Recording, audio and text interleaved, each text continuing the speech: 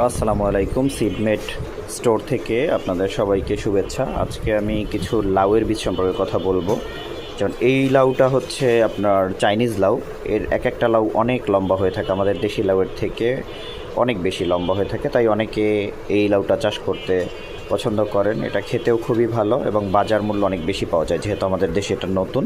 এটার বীজ আমাদের কাছে পাবেন। এছাড়াও আমাদের কাছে অনেকগুলো লাউয়ের ভ্যারাইটি আছে, যেমন এই লাল তীরের বাড়ি লাউ এক আছে, ছোট প্যাকেট 40 টাকা দাম। তারপরে নিকলি প্লাস আছে, এটা মিনি প্যাকেট 40 টাকা দাম। তারপর মেটাল সিটের নাইস গ্রিন আছে, এটা 10 গ্রাম 130 টাকা দাম।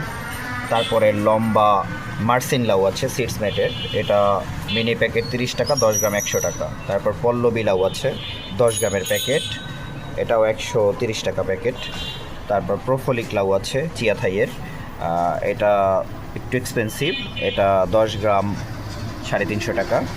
তারপরে সুবর্ণ লাউ আছে, গোল লাউ, এটা খুবই ফলে থাকে আমাদের দেশে।